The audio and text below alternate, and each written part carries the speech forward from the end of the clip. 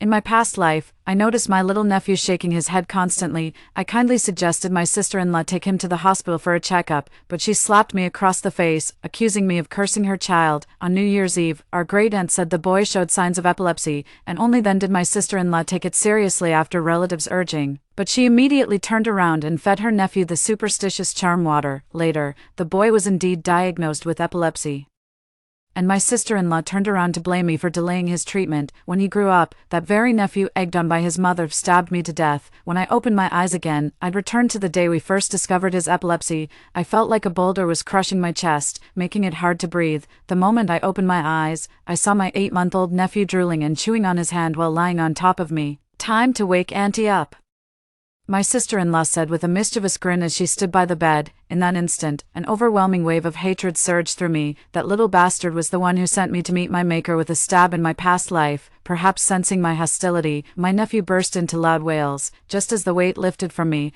I heard my sister-in-law's scolding voice, "Mean Auntie, Wanzi won't cry anymore. Mommy will spank Auntie for you," my sister-in-law cooed while cradling my nephew. Then snapped at me, "How could you be so harsh as an aunt? Wanzi's the only grandson of your precious Stanley family." Sis, I'd never dare to be harsh with Wanzi. I adore him too much," I said with an apologetic smile. "He's probably just hungry." After a moment's consideration, my sister-in-law shot me a glare before leaving. I got out of bed and quietly closed the door. Sitting on the bed, I began replaying everything in my mind. Stanley's parents were superstitious. In their previous life, they adopted me as a lucky charm on a Taoist priest's advice. Only after arriving home did I learn about an older brother, 2 or 3 years my senior, and suspected they'd adopted me as a child bride. I pushed myself to the limit to get into an out-of-province university, determined to repay their kindness and sever ties. But when my adoptive mother later messaged me about my brother's wedding invitation, I realized their intentions weren't as vile as I'd assumed. I was utterly ashamed of my own thoughts. The thought of cutting ties vanished without a trace. From her pregnancy to childbirth, I was the one constantly caring for my sister-in-law. After graduation, I handed over half my hard-earned income to my adoptive parents without resentment. They'd raised me for 20 years. Though they favored my brother more, they never denied me education or confined me to household servitude. I remain deeply grateful to my adoptive parents. In my past life, while caring for my nephew, I noticed his constant nodding and shaking, suddenly recalling medical knowledge I'd studied. "Sis-in-law, Wanzi's been shaking his head over 10 times this morning. Could this be epilepsy? You jinx. What kind of aunt are you? What did Wanzi ever do to deserve your curses?" Just as expected, my sister-in-law started screaming at me. Gritting my teeth, I continued, "Sis, better safe than sorry. I genuinely have Wanzi's best interests at heart." She spat and retorted, "Hospitals always turn healthy people into patients. It's just a money grab. Looks like you got kicked in the head by a donkey instead of getting educated." Seeing persuasion was futile, I gave up, resolving to take my nephew for treatment when I was financially able. When my nephew later developed epilepsy symptoms, they cursed me for being a jinx. Then they shamelessly demanded I take responsibility for my nephew's future, while I was away studying and working.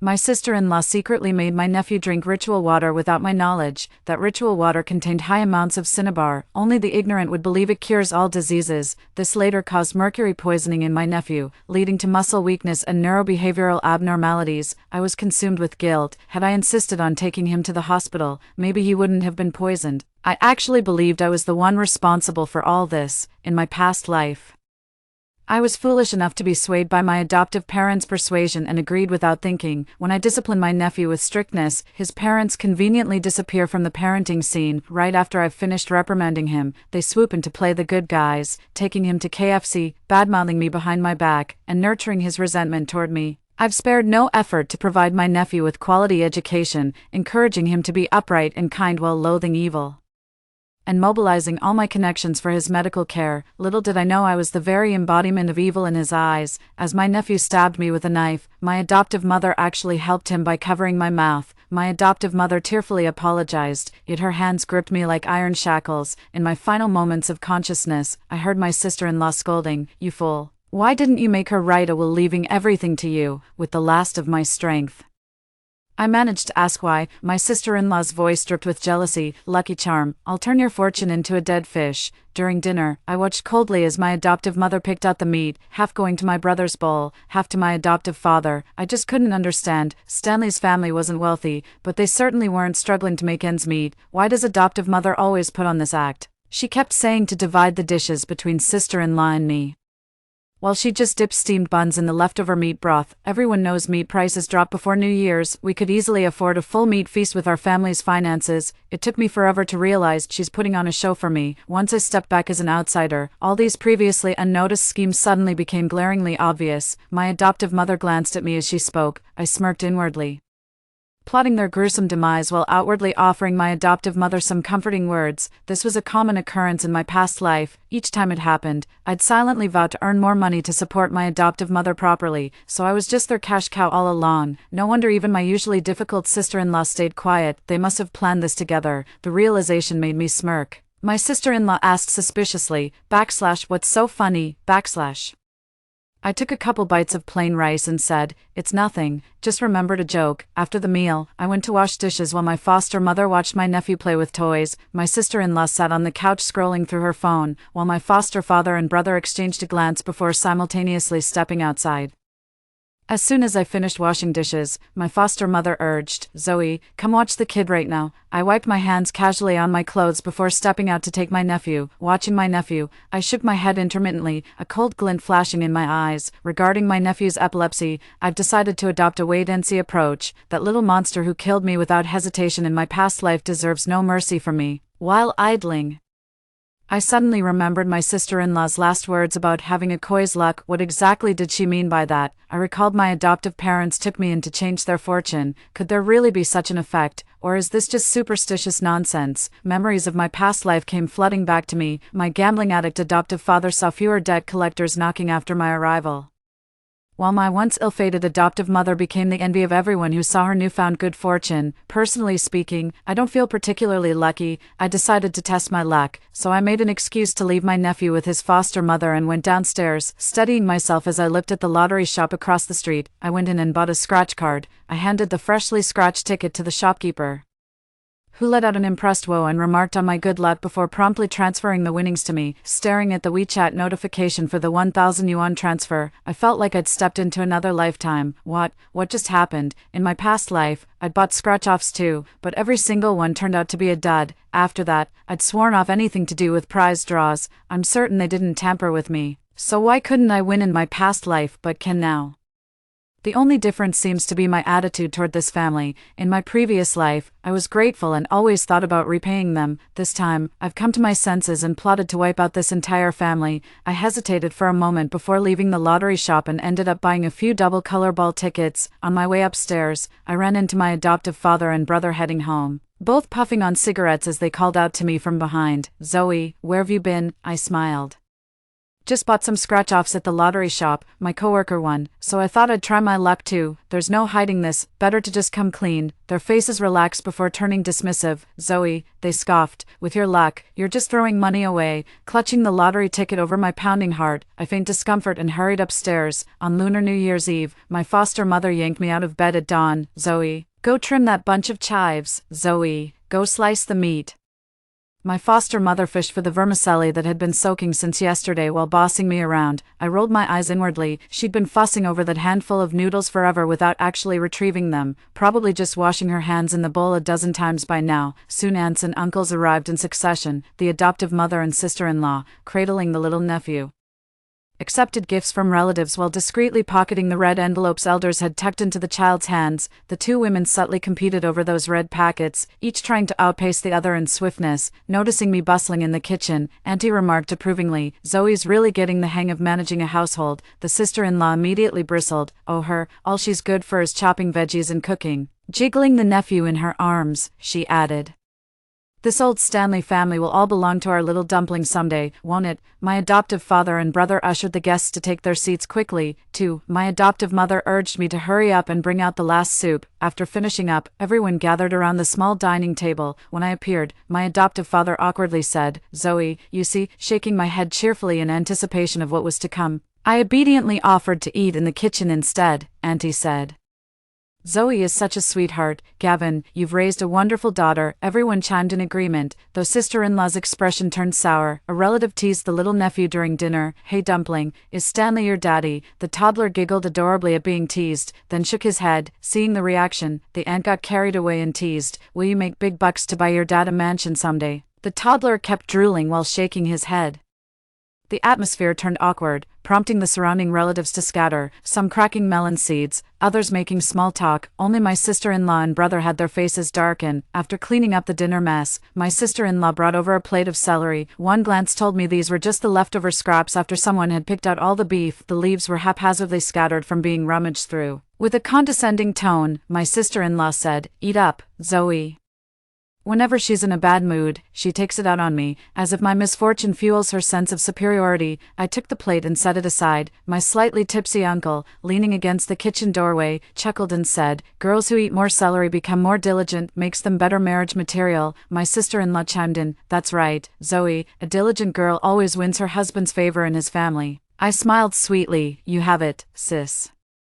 I don't care for celery. The more you eat, the more my brother will adore you." Having met with my gentle rebuff, she didn't want to make a scene during the holidays. With a glare, she turned on her heel and left. It wasn't just emotional blackmail. This invisible conditioning, day after day for 20 years, successfully molded me into an eager-to-please lapdog. I thought to myself with self-deprecation, at least all this could still be changed. Uncle's face darkened with displeasure, as if no one had ever dared challenge his authority before. Even in his drunken haze, he was visibly irritated and raised his hand to slap me. I nimbly sidestepped him and said, "Uncle, you're drunk, let me get you some water." In the living room, the relatives were engaged in the usual competitive chatter, whose son had bought a house, who was getting married soon, and other such comparisons. My sister-in-law's eyes darted when she saw me emerge, then she feigned concern with ill intent, sighing, Zoe's become our family's biggest headache these days. That girl's gotten too high and mighty after a few years of schooling. She's turned up her nose at every suitor I've introduced." Her words visibly soured the mood. None present had made it to college, with middle school being the highest education among them. My adoptive parents hadn't yet moved to town when they first took me in. Within a year of my arrival, they struck gold by capitalizing on local agricultural subsidies. And now my brother manages the family's produce business. Put simply, ours is the most successful household among all our relatives. Auntie's eyes lit up immediately. "Don't you worry, Zoe. I happen to know a few eligible bachelors. Let me introduce you in a couple days." My sister-in-law forced a smile. She wanted everyone to gang up on me, but never expected Auntie to jump the gun by offering to set me up with prime candidates right off the bat. No way would she let me have such good fortune. She quickly changed the subject. I should be thanking her. Little does she know, I'm well aware that Auntie's so-called eligible bachelors are either divorced with 2 kids or convicted murderers fresh out of prison. I glanced at my nephew being cuddled and teased in someone's arms, his head bobbing with occasional nods and shakes. As time passed, the group was nearing the moment to depart. Just as everyone began the annual ritual of reluctant farewells, Great Aunt slowly chimed in following the script from Last Life. "Gavin, I reckon your grandson might have epilepsy." My adoptive father's face darkened as he suppressed his anger, retorting, "That's no joking matter. Could it be your failing eyesight playing tricks on you?" Great Aunt coughed twice and declared firmly, "That's exactly how my late husband passed. In his early days, he was just like your grandson." It suddenly dawned on me, no wonder this illiterate old woman had recognized my nephew's epilepsy at a glance in my past life. Even with my medical training, I couldn't have diagnosed it so conclusively. Turns out her childhood sweetheart who died young had suffered from the same condition. My sister-in-law, who doted on that nephew like her own life, immediately snapped. She shrieked and lunged at Great Aunt. "You wretched old hag, you're just jealous I can bear children. How dare you curse my boy? Why don't you drop dead instead?" Everyone was shocked by the venomous words coming from my sister-in-law's mouth. Auntie had only meant to kindly remind her. My eldest brother was equally startled and quickly pulled his wife aside. Auntie was so furious she slammed her cane hard against the ground. My adoptive father's face darkened in silence, while my adoptive mother stood there nervously, at a complete loss. My brother scanned the room before locking eyes on me. Swinging his arm to slap me, I took the hit and crumpled to the ground. "You stupid girl, why didn't you stop your sister-in-law?" I covered my face and slumped to the ground, letting out soft sobs to play the delicate little white flower. My brother's excuse for hitting me was flimsy at best, but he didn't even need a reason, as if I were just some stray cat or dog he could beat without consequence. That slap was my brother's way of saving face for Auntie. My arrogant, self-righteous brother remained completely oblivious to how I'd collapsed before his hand even grazed my face, basking instead in the smug satisfaction of having cowed everyone into silence. His machismo swelled to new heights in that moment. My adoptive mother immediately joined my brother in berating me, until a relative finally intervened. "Enough, can't we talk this through? What kind of people hit children during New Year's?" My adoptive mother flushed with embarrassment. Great aunt stopped her muttered curses about her nephew, then knelt unsteadily to stroke my hair before sighing and walking away. After the relatives left, I covered my face and ducked into my room, which had been converted into my nephew's playroom. I pressed my ear against the door, listening for any movement outside. After a long silence, my adoptive father spoke first. From what your great aunt said, it doesn't sound made up. Why don't we take Wanzi to the hospital after New Year's? My sister-in-law immediately interjected, nonsense, our Wanzi is the only grandson of the Stanley family. What if the hospital machine's radiation harms him? A little illness can be cured with some blessed water. My brother manages our household finances, he once remarked. During the pandemic, we spent nearly $1,000 just on medicine. Hospitals just want to make money by ordering all sorts of unnecessary tests. We should listen to Lulu's advice. What my brother doesn't realize is that in their younger days, their physically demanding work kept them robust. During the pandemic, they could recover with just some medication and a few shots, so they rarely fell ill or visited hospitals. But after years of cushy living, their health has declined significantly. Now when illness strikes, it hits them like a ton of bricks. Those seemingly excessive hospital tests aren't just money-grabbing schemes as they assume. The adoptive mother hesitated. Maybe we should ask Zoe, isn't she studying this field? A flicker of jealousy flashed in the sister-in-law's eyes as the adoptive father said, go call her over. After being summoned by my brother, I stood aside with my face covered and head bowed. The adoptive father asked, what do you think about taking Wanzi to the hospital? The old man's setting me up with this trap, just two options, good or bad, either way I answer. I'll end up offending the other two. But he never acts like this normally. Did he catch me buying lottery tickets? My heart skipped a beat, then I thought maybe I'm overthinking it. I mumbled obediently, whatever you say, Dad. Your sister-in-law says drinking some charm water will cure it. What do you think? I hesitated for a moment, then spoke with newfound conviction. Let's follow sister-in-law's advice. She'd never harm Wanzi and has more experience anyway. My adoptive father's scrutinizing gaze shifted away from me, his expression turning satisfied. He probably still thinks I'm the same old Zoe. What exactly gave me away? I reminded myself silently. Until I'm certain about severing ties and reclaiming my koi-fish destiny, it's wiser not to reveal any cracks in this precarious safety. Seeing I agreed with her plan, my sister-in-law immediately made an urgent phone call. Hello, Master Morris, it's me. Do you still have any of that miracle cure-all elixir? Just the last bit left. Perfect. My son's come down with something, I'll come get it tomorrow. The corners of my mouth curled up imperceptibly. Perfect. That day as I passed under the bridge, I encountered a peculiar Taoist priest. He had a long white beard and wore robes unlike ordinary folk, yet strangely no one else seemed to notice him. As I walked by, he suddenly grabbed my arm muttering strange, very strange, his expression first darkening then softening. Still in time. Thank goodness we're still in time before misfortune strikes, the old priest kept murmuring. Since I couldn't break free anyway, I decided to see what scam he was trying to pull. Since when did fortune-telling become a high-pressure sales tactic? I waited calmly for him to speak, only to be shocked by his opening line. Young lady, this humble Taoist observes a shift in your destiny, but fortunately, recent developments offer a chance for remedy. I was startled. Could there truly be immortal cultivators in this world? The old Taoist seemed to read my thoughts, stroking his beard with a smile. Your destiny bears noble markings, young mistress. Though calamity's star once dimmed your fate's radiance, I've come by heaven's will. A flicker of puzzlement crossed his face. Strangely, your fate star, nearly consumed, has blazed anew these past days, masking the glint in my eyes. I probed cautiously. Then what would the venerable master advise me to do? The old priest laughed heartily, his tone layered with meaning. Simply follow your heart. I nodded in understanding, letting go of my apprehension. I'd been worried these supernatural forces might interfere with my plans, but since that's the case, I'll proceed as planned and sever ties with this family, let them reap what they've sown. After parting ways with the old Taoist priest, I carried the groceries back home. My sister-in-law told me to wash my nephew's baby bottle. 3. As I rinsed slowly under the faucet, the grayish residue flowing out told me my sister-in-law had already given my nephew the ritual charm water. It's now 1 p.m., and the next feeding time for my nephew will be around 3 or 4 o'clock. I carried on with my usual routine of household chores and childcare. Around 3 o'clock, my nephew started fussing, so I settled him in his high chair to prepare his baby food. I drained the cooked rice noodles, added a few drops of walnut oil, then portioned out a small bowl and stirred it to warm temperature before heading to feed my nephew. Just then my sister-in-law came out. Seeing this, she immediately shoved me aside. Before I could react, she slapped me. The noodles splattered across the high chair as my nephew started wailing uncontrollably. Zoe, what's wrong with you? Can't stand seeing your nephew happy, is that it? My adoptive mother rushed over at the commotion, seeing the spilled noodles.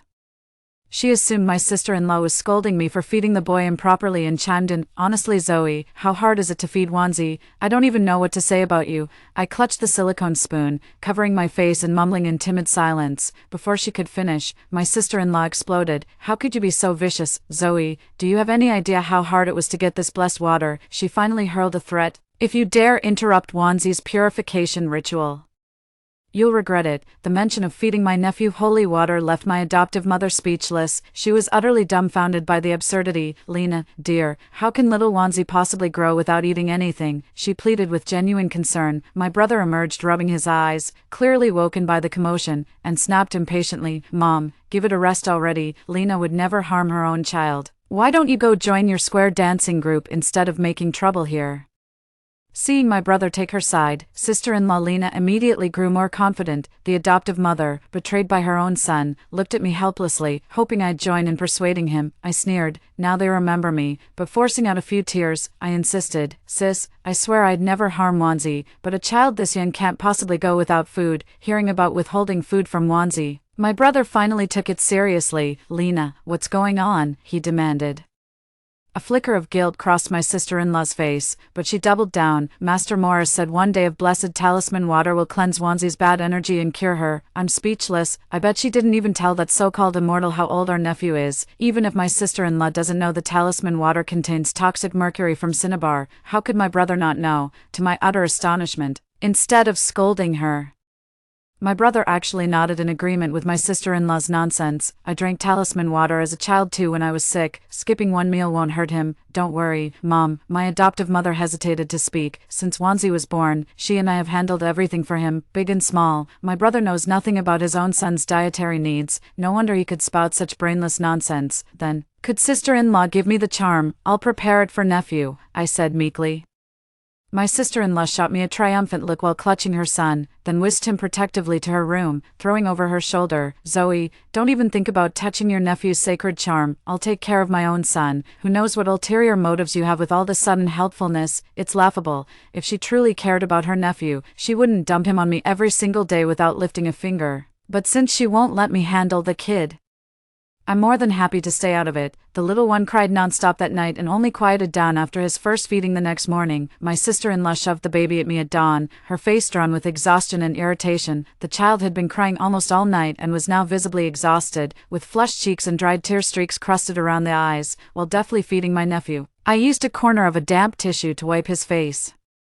But the baby's delicate skin made it hard to remove the dried tear stains, and he started wailing again. Seizing the opportunity to berate me, my sister-in-law pointed and shouted, "Zoe, do you think you'll inherit the family fortune if Maruko dies? Let me make this clear, everything in Stanley's family will belong to my son. Consider it the honor of your life that you're even allowed to care for him." That's what she said, but she showed absolutely no intention of taking her nephew into her arms. My adoptive father was woken by her shrewish outburst at dawn. He came out frowning and gave me a suspicious glance, probably suspecting I had designs on the family fortune too. I'm a designer at a jewelry company, though someone in my situation could never afford design school. I originally joined as a clerk, inspired by my surroundings. I once sketched a design and left it on my desk. That night, our workaholic VP came down to turn off the lights. My workstation happened to be right by the switch. By sheer coincidence, my design caught the attention of the deputy director. Around this time in my previous life, my career began gaining momentum and I gradually developed real competence. When the whole family sided with my sister-in-law pressuring me to take responsibility for my nephew, I agreed, partly out of obligation, but also because I finally had the means to do so. Looking back, I was too naive to hide my success, fresh from a promotion and raise. I eagerly shared the news with my parents during New Year's, blinded by joy at finally being able to repay their kindness. I completely missed my sister-in-law's twisted jealousy and the others' poorly concealed mixed reactions. They certainly weren't happy for me.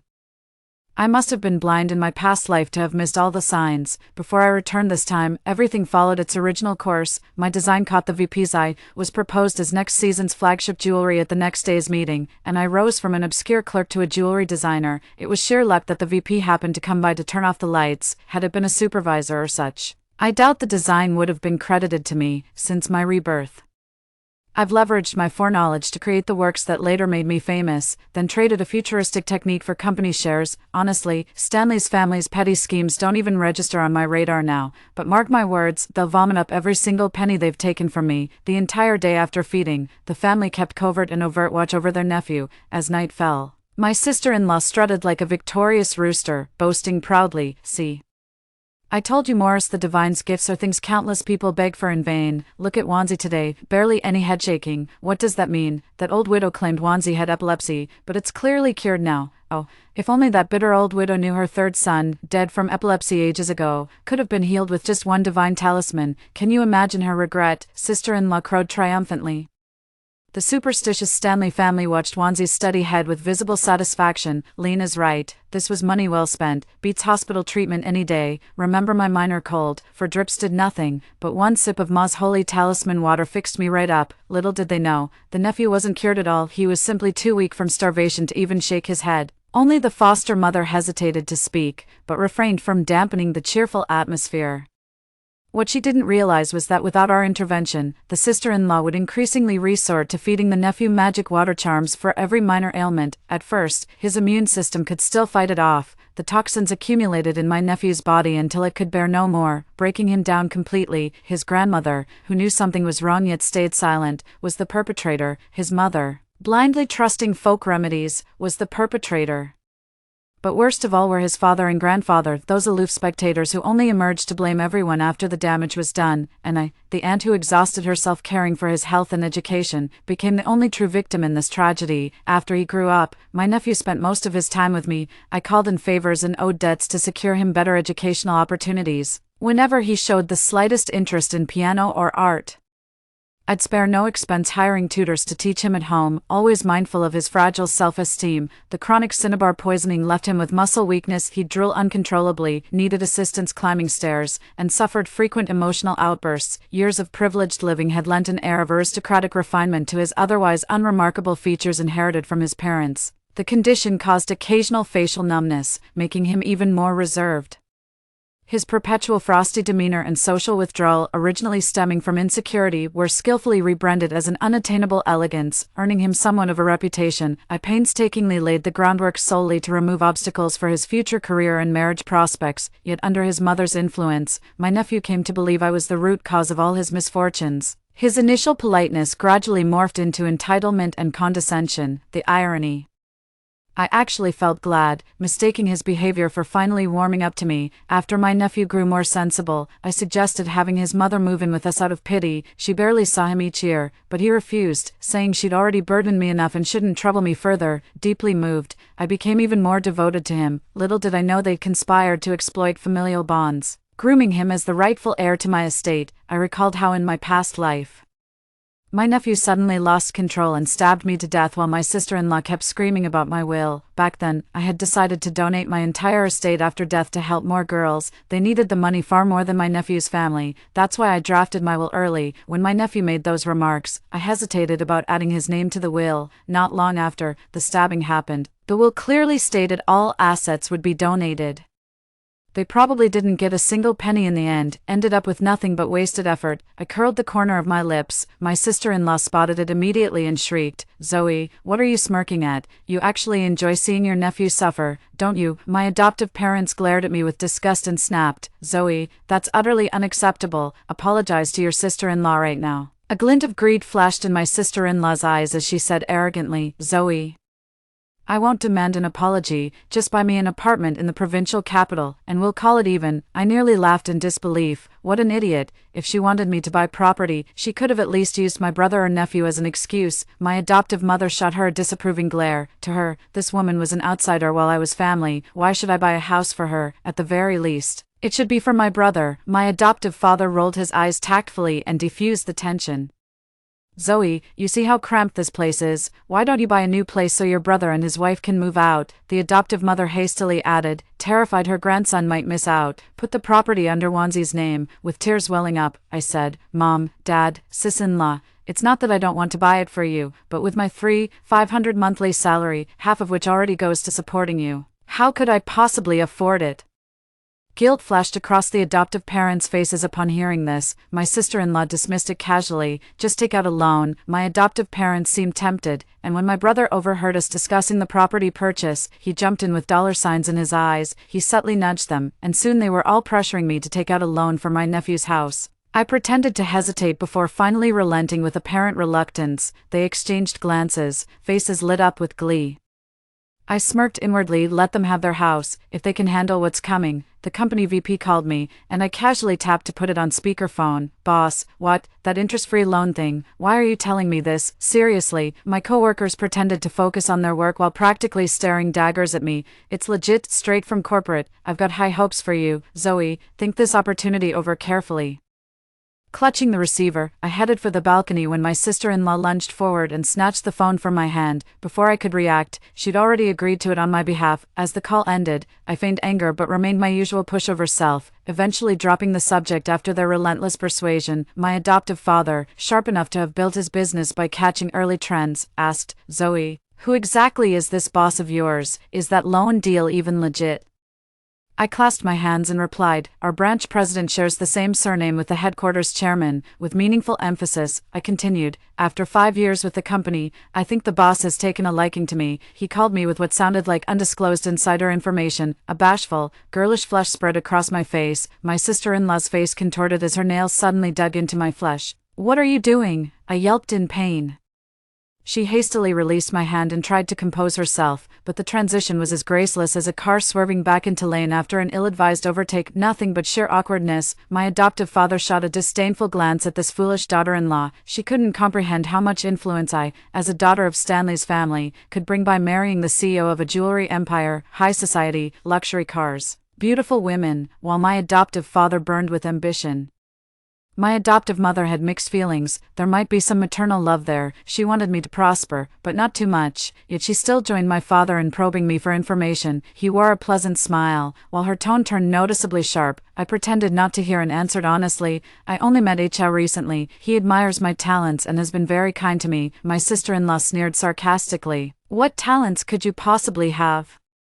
I blinked innocently like a clueless little flower and said sweetly, I don't know, maybe he just likes me the way I am. Our boss is even listed on Baidu Baike with an impressive resume, and our company's registration is publicly verifiable. This managed to partially alleviate my adoptive father's suspicions, but how could he know this was actually a staged act I'd orchestrated with the boss? The interest-free loan did exist, just not the way they imagined. It was actually a wuxie loan for a local jeweler facing cash flow issues. When they defaulted and the assets went to court auction, the boss sent me there on a business trip to evaluate their technical capabilities. Their misinterpretation of it as an interest-free loan works in my favor. If things go south, I can always claim it was just a routine business trip to the police. After all, I was only ever talking about business trips arranged by the company, honestly. If they'd just paid more attention to the news, this crude information gap tactic wouldn't have fooled them. Pity our family's decision-maker only has live streams of pretty girls on his phone. In the following days, I'd occasionally call the boss, sometimes pretending to hide while still letting whispers of conversation be overheard, just enough to make our supposed romantic relationship seem believable. My usually cautious adoptive father finally agreed to be the guarantor. Swayed by visions of luxury and my brother and sister-in-law's persistent persuasion, my adoptive father was cautious his entire life. I only learned the secret of my adoption on my deathbed in my past life, yet not a whisper ever leaked out. As a self-made businessman, prudence was practically etched into his bones, yet it was his own wife, my hopelessly romantic adoptive mother who'd spent her life love-struck, that finally prioritized our grandson's interests over his. It took her persuasion to make him sign that contract. On signing day, I deliberately kept things low-key. We treated it like grocery shopping or grabbing a meal, just another mundane errand. This undoubtedly made them feel that taking out $1 million loan wasn't such a big deal. After I signed my name, my adoptive father picked it up and reviewed it several times to confirm everything was correct. He then took the pen and signed his name on another sheet of paper. Why is there another one?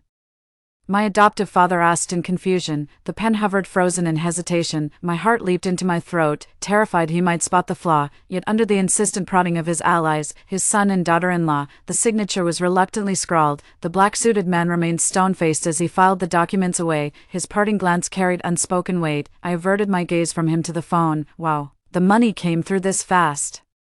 My sister-in-law snatched my phone impatiently, counting the zeros under her breath. 1, 2, 3, honey, look, there are 6 zeros. The group was lost in euphoria, completely missing the smirk playing on my lips. This card was opened years ago using my foster mother's ID. If it were under my name, why would there be a neat row of 6 zeros? That very afternoon, the euphoric group marched into the sales office, immediately demanding to purchase the crown jewel property.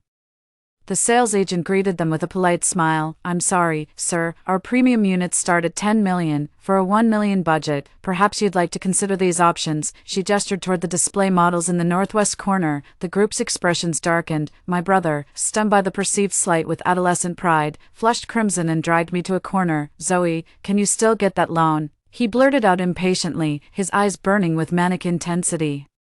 Like a gambler, with hurt resentment on my face, I lowered my head and said calmly, "No can do, bro. I've already taken out a loan. The boss said each person only gets one chance. Doesn't that boss have a thing for you? Just sleep with him and it's done." Realizing he'd gone too far, he pleaded, "Zoe, I've never asked you for anything before. Just do me this one favor. Go sweet talk the boss into approving another loan for you. Make it 10 million. No, 20 million. Perfect. Go ahead and take the loan, let's see how you'll pay it back." I whimpered, "Bro, let me go. I'm telling Dad." With that, I broke free and ran to complain to my adoptive father. After some hesitation, my adoptive parents actually suggested I sleep with the boss to secure a 50 million loan. "Zoe, doesn't the boss fancy you? Why not sleep with him and have his child? You could marry up through the baby, get us that 50 million loan. You know I started as a businessman, with that money. Paying it back would be a piece of cake." I flat out refused. "Mom, Dad, have you lost your minds? If I do this, Dylan would never marry me. No way. I won't allow it." My sister-in-law gloated maliciously. "Zoe, take my advice, men care most about heirs. Just get pregnant by that boss and he'll have to marry you, even if he doesn't. With that 50 million.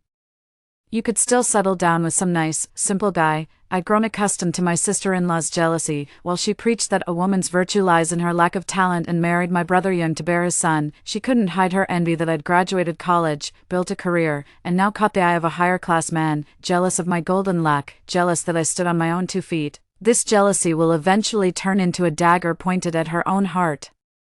I choked back sobs before finally agreeing. Sister-in-law's face was brimming with malicious glee. I didn't return home until the next day after an all-night gaming session at the hotel. The moment I stepped in, everyone swarmed around asking, "Zoe, how did it go?" With disheveled hair and a nearly broken voice, I said, "The boss agreed, but you'll need to secure the loan yourselves. We'll just give you a nominal position at our company."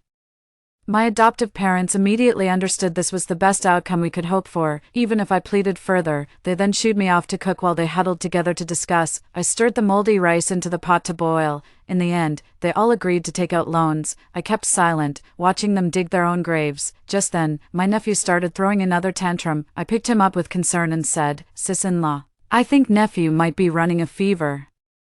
Waving her hand impatiently, she replied, "The charm paper's in my bedroom drawer. Get it yourself and prepare the blessed water for Wanzi to drink." I nodded obediently, poured the charm-infused water into a baby bottle, but the little one only took a few sips before wailing again. I said helplessly, "It's not working, sis-in-law. Wanzi won't drink it. Useless. Can't even handle such a simple task. Bring Wanjo here. I'll feed him myself."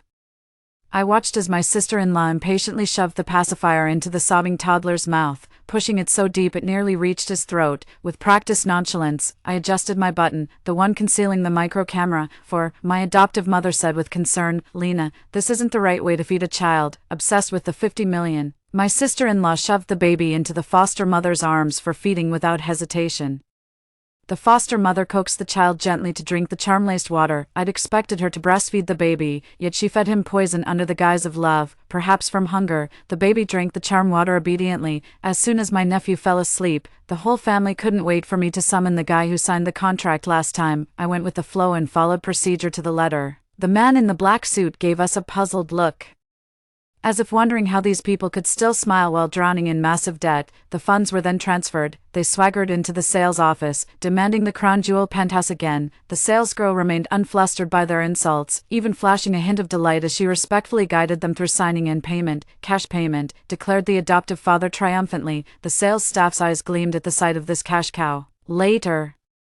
My brother went to pick up a luxury car, my adoptive mother and sister-in-law went luxury shopping. Feigning exhaustion, I excused myself to prepare the severance agreement. That evening, I hired 2 bodyguards and waited under dim lighting for their return. They burst in laughing with armfuls of shopping bags, then froze seeing the stone-faced enforcers behind me. Zoe, my adoptive mother stammered, "What's the meaning of this?" I remained silent, leaving them standing there awkwardly. My sister-in-law shifted her high heels impatiently before snapping, "Zoe, what the hell are you trying to pull?" With a wave of my hand, 2 bodyguards moved in to restrain them. I sauntered over and delivered a stinging slap across her face. A sharp, crisp sound rang out. My sister-in-law's face froze in disbelief, as did my adoptive mother who'd been shoved aside. As she approached to reason with me, I cut in first, "Mom, I don't want to hit you." My adoptive mother stood motionless. My sister-in-law let out a piercing shriek. I backhanded her again. "TCH, so noisy, keep screaming. Why don't you, keck out your tongue?" Grabbing her hair, I rained alternating slaps across her pampered face, now even fairer and more delicate than before. Her initial screams and curses gradually turned to pleading. I didn't stop until I'd had my fill, admiring her swollen pig-like face with satisfaction. A freshly pampered face sure feels different, much bouncier than regular ones. My sister-in-law shot me another murderous glare, so I raised my hand threateningly. She instantly ducked her head to hide her expression, only for me to pat her cheek mockingly. My adoptive mother stood there dumbstruck, but to her, this daughter-in-law was just an outsider not worth making a fuss over, so she kept silent as a mouse, anxiously waiting for someone to show up and back her up. The adoptive father froze at the sight of the chaos upon returning home. His usually spoiled daughter-in-law lay collapsed on the floor, while the meek, docile wife rushed into his arms like a swallow returning to its nest. Before he could even greet his wife, I lost patience and cut straight to the chase. "Sign this agreement, or I'll have the boss reclaim that 50 million. He stiffened, his face turning cold as he tried to assert his patriarchal authority. "Zoe, what's the meaning of this?" I snapped, "Sign it or not. If not, I'm calling the boss right now." My adoptive father cast a wary glance at the black-suited bodyguard standing beside me. Needless to say, he could take on 3 of them single-handedly. He snatched the agreement from the table, his face darkening instantly. "You're cutting ties with us." "Why?" In his panic, his voice turned shrill like my sister-in-law's. As things were winding down, I couldn't be bothered to keep pretending anymore. "Don't act like you don't know why you adopted me. I've had enough of this. Cut the crap. Sign it or I'll have the boss reclaim that money." Seeing that I'd learned the truth, my adoptive father's expression darkened. Realizing emotional manipulation wouldn't work on me, he began hesitating. My sister-in-law and brother egged him on. "Dad, how dare Zoe threaten you? She won't take care of you and Mom in your old age anyway. Cut ties if we must. So what if she's got that lucky koi destiny? We've got the 50 million, having tasted the luxury money could buy." They weren't about to let this windfall slip through their fingers. Only my adoptive mother hesitated slightly. "Zoe," I turned a deaf ear, only hearing my adoptive father say greedily, "Terminating the relationship is fine, but you'll have to repay all the upbringing expenses we've spent on you over the years." I laughed. Ever since middle school, I'd covered all my expenses by running errands and reselling snacks for classmates, with both parents alive. I wasn't even eligible for any assistance programs, if it weren't for my academic excellence getting my high school tuition waived and consistently topping exams for scholarships. Whether I could have continued schooling would have been questionable. I haven't asked them for a single penny since college. After a moment's thought, I pulled out $1,000 from my bag and threw it in my adoptive father's face, watching the flush rise on his face and his clenched fists. I felt even more convinced that hiring 2 bodyguards was money well spent. I gave my adoptive father a faint smile, pleased to see his breathing grow heavier. My brother kept nagging beside me, buzzing like an annoying fly. My foster father swung his arm and slapped my brother across the face. My brother froze, and so did I. My foster mother shrieked. This timid woman who'd spent her life in submission now lunged at her husband for the son she'd devoted her life to.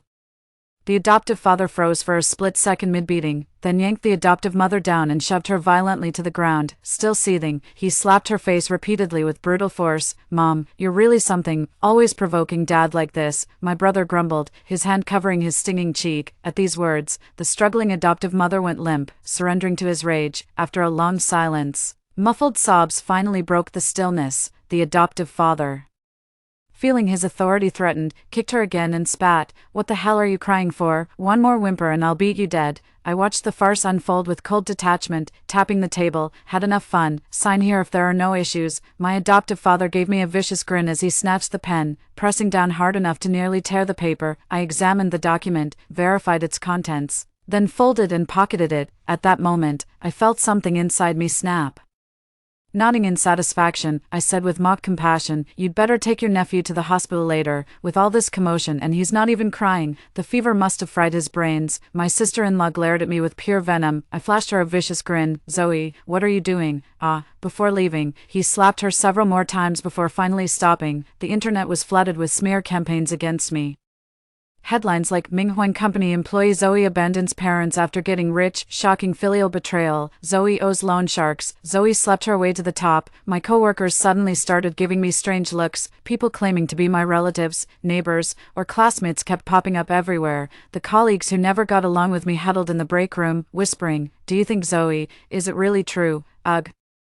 I heard it was her own adoptive parents who came forward to expose her. What kind of grudge could make them do that? She must have really messed up. Plus, Zoe started as just a clerk. Who knows how she suddenly became a designer? We'd better keep our distance from her. Anyone who'd take out a loan shark deal can't be a decent person. I cleared my throat politely and stepped out from around the corner. With a smile, I said, "If you want to know the truth, you could just ask me directly instead of." Glancing around, I took a sip of coffee and chuckled. Not bad coffee. After a few steps, someone muttered under their breath in protest, "Who does she think she is? Look at them, too cowardly to act openly, just stirring up drama online. How could this possibly affect my job? I'm just a designer, not some public figure. Besides, I'm a technical shareholder. Firing me wouldn't be that simple. Every executive here is shrewd enough to know that." But thinking about my upcoming stellar collection, I decided to set the record straight and build hype for my work. The fallout from this incident keeps escalating, and the higher-ups are demanding an explanation from me. The boss gave me a wry smile. "Zoe, are you confident about handling this? My better half's been giving me hell lately. If we don't provide answers, corporate won't be pleased." I replied calmly, "Don't worry, boss. I'll deliver a satisfactory resolution." Then with downcast eyes, I made the decisive call, "Let's hold a press conference." The press conference was packed with journalists, and right at center stage sat the smug quartet. 5. I sat up straight with a composed smile. "Will Zoe be apologizing to her adoptive parents at today's press conference? That depends on what kind of people these adoptive parents are." I feigned contemplation. The crowd was visibly stunned by my audacity. They'd never seen such an ungrateful wretch. Rumors are circulating online that Zoe took out massive high-interest loans. Can you confirm if this is true? The real loan shark borrower is someone else entirely. The smug grins on Stanley's family members' faces froze the moment they saw reporters putting me on the spot, but with no way to confront me directly, they could only seethe in silence, their faces turning ashen. "Dad, you look upset. Is there something you want to say?" The adoptive father gave his sister-in-law a meaningful look, and she immediately understood, taking the microphone being handed to her. "Zoe," the sister-in-law began with a choked voice, "I don't know how I've offended you. At home, we never made you lift a finger and always gave you, our adopted daughter, the best food first. I know you resent me, but whatever grudge you have, take it out on me. Why would you harm your own nephew?" As she spoke, the prearranged photos conveniently fell out. The reporter picked it up curiously, then her expression changed slightly before passing it to others. Soon everyone had seen the photo of an 8-month-old baby lying in a hospital bed. A female journalist asked through gritted teeth, "Miss Zoe, why would you harm a child under 1 year old?" I smiled and turned to have my assistant play a video. The video shows my sister-in-law impatiently forcing talisman water down my nephew's throat while I desperately try to stop her.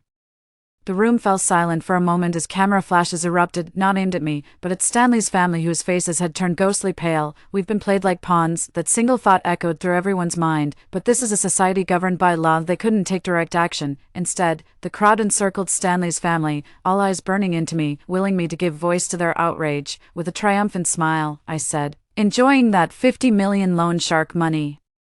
Stanley's family nearly fainted on the spot, but the press conference was only halfway through. "All right, now that everyone knows the truth, let's get to today's main agenda." The video was followed by a pre-prepared PowerPoint presentation. I stood up and effortlessly delivered my points with the laser pointer. Gradually, the audience became fully engrossed in my presentation. A pair of intense eyes followed my every move. I knew exactly who it was without looking. Soon, they'll lose their chance to lay eyes on me forever. That concludes today's launch event. I hope you'll follow my stellar collection designs closely. I'm Zoe, the designer. The final slide broke from tradition. Instead of "thank you," it displayed "the stars shine for me" against a backdrop of a lady's ring. When the launch video went viral online, it reignited controversy, leaving Stanley's family members practically being shunned by everyone. The Starry River jewelry collection became an instant hit as I predicted, with the flagship Radiant Women's ring setting a company sales record. When Tyler grew up and came to see me, his frail physique stood at barely 1.7 meters, a far cry from his previous life's nearly 1.8-meter stature. He cowered like a frightened mouse, his sallow face twitched as he periodically dabbed at drool with a handkerchief. At first I thought he was some beggar, and was about to pull out my wallet to give him some change. He pleaded, "Auntie, I was wrong. Could you take me with you?" My guard went up instantly. I hadn't forgotten how I died in my past life. Looking closely, Tyler's expression betrayed a barely contained madness beneath the surface. I discreetly tapped my phone to call for help while calming him down. "You remember everything now?" He nodded silently, then pleaded anxiously, "Auntie, please, take me away from here." He kept glancing around with nervous unease. I tried to distract him with small talk. "How are your parents doing?" He let out a dark chuckle. "Dead, of course. Now my aunt can put me in her will." Greed flickered in his eyes as he added, "Make sure the inheritance goes to me, just as insatiably greedy as the rest of Stanley's family. From what I know, after splurging on houses, cars, and luxury goods, most of that 50 million went into hiring trolls and buying trending topics to smear me." Unable to repay the loan sharks, they desperately clung to their remaining 5 million as a lifeline, hoping to turn their fortunes around through business ventures, but they'd forgotten, without my golden luck, their tarnished reputation doomed every venture to failure. As their funds dwindled day by day, their initial indifference gave way to restless anxiety, just as debt collectors began pounding on their door. With no other choice, the family sold their house and car at rock-bottom prices, slipping back into their former hardships. After paying off some debts with that money, they still owed a substantial amount. A brief period of calm was shattered when people took notice of their remaining funds. Lured back by the casino's deliberate temptations, my adoptive father and brother returned to their old ways of squandering everything through gambling. They were counting on one big win to turn their fortunes around. My sister-in-law initially hoped to salvage what little money remained from my brother for their son, but when the pair descended deeper into gambling addiction, even stealing and pawning her and our adoptive mother's jewelry, she realized extracting money from these two desperate wolves was harder than scaling the heavens, so she decisively stole the savings passbook and similar valuables before abandoning her nephew and fleeing. Though my nephew stopped drinking the charm water, the toxins from his early years had already wreaked irreversible damage on his fragile body. That fateful high fever, as if by divine intervention, left him with the same affliction from his past life. When the casino realized they couldn't squeeze any more money from the pair, they turned to organ trafficking. My brother pleaded desperately, "No, don't touch me. I've still got a young son and an elderly mother you can take instead." Even my adoptive father showed a rare flicker of humanity, his conscience stirring. "Kill me if you must, just leave the others alone." The casino enforcers didn't care about excuses. They immediately sent thugs to seize my adoptive mother and nephew. Little did they know my reincarnated nephew would slit their throats in one swift stroke. That was the exact moment I'd been murdered in my past life. My adoptive mother let out a choked scream seeing her murderous nephew, who kept muttering like a caged beast, "Where's the money, Auntie? Where's my money?"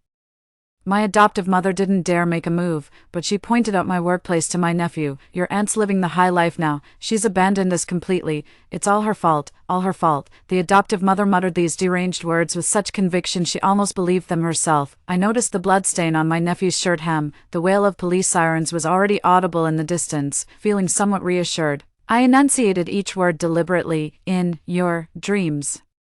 My nephew uncontrollably raised the dagger, tears and mucus streaming down his face, and, sob, "I'm sorry, it's all your fault," sob. Then a crimson blossom exploded before my eyes. A gaping hole appeared in my nephew's forehead as the dagger clattered to the ground and his body collapsed toward me. I calmly stepped aside, letting perfectly timed tears streak my face as the officer's voice reached me. "Ma'am, are you all right?" At the police station, every officer gave me sympathetic looks while taking my statement. That incident caused quite the online uproar back then. An old detective asked me about the loan sharking. I replied blankly. "They first had me borrow, then later took out another loan themselves." "Right, they made me borrow, but with a dual contract scam, their own borrowing, just another setup. I'm not lying." The veteran cop stared at me for a long moment before sighing and letting me go. After returning, I sent an anonymous tip to the police exposing the local crime syndicate's organ trafficking operations. Rumor has it the police eventually rescued my adoptive father and brother, then shut down the local gambling dens and other illegal establishments based on their testimonies. After this incident, the entire company showered me with affection. Over the years, riding on my lucky streak,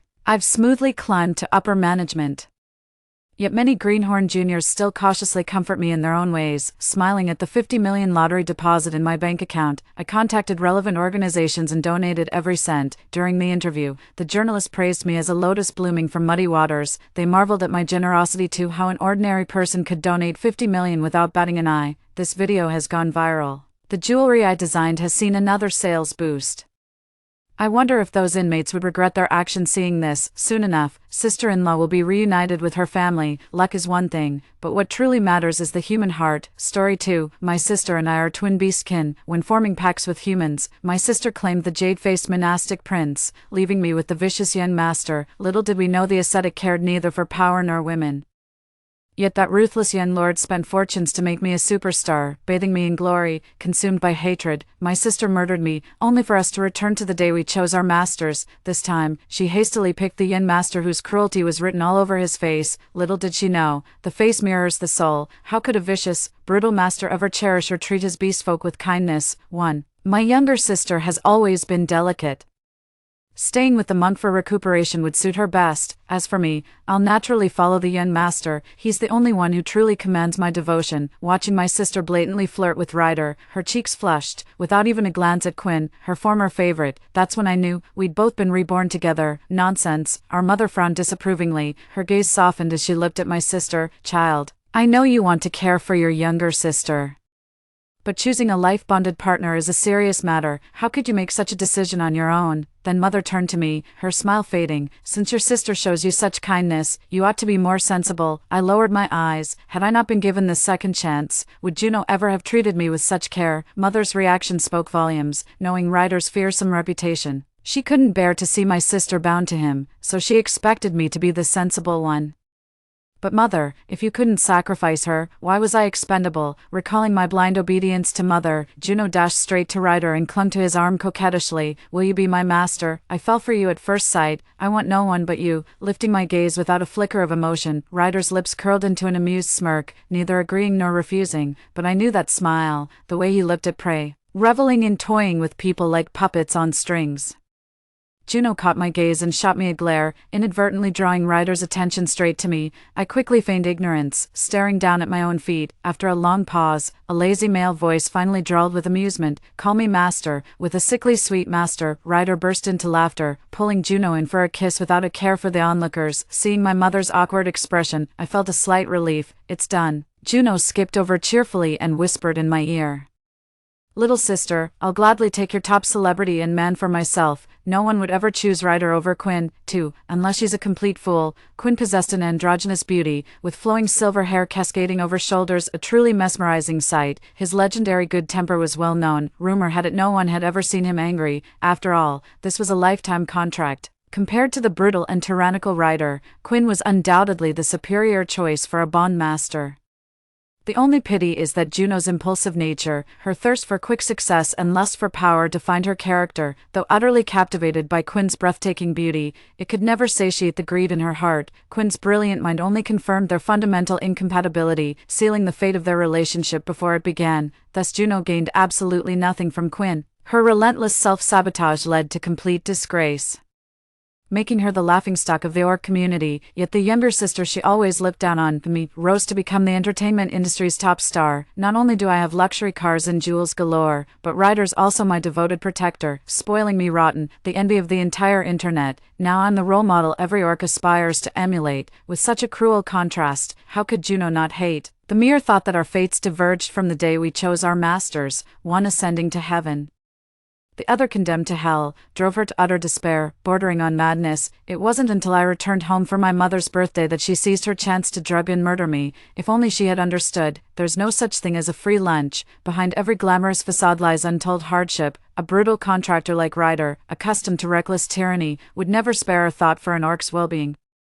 His devoted husband act was pure theater, exploitation and relentless torment revealed his true nature. With Ryder's erratic temper and utter incompetence, I became his most valuable pawn to sustain his crumbling empire. Name your price, and I'm all yours. The orc's loyalty pact became my inescapable lifelong curse, utterly revolting. Countless suicide attempts, each thwarted by Ryder, only brought more sadistic torment, so when Juno handed me that drugged water, I downed it without hesitation.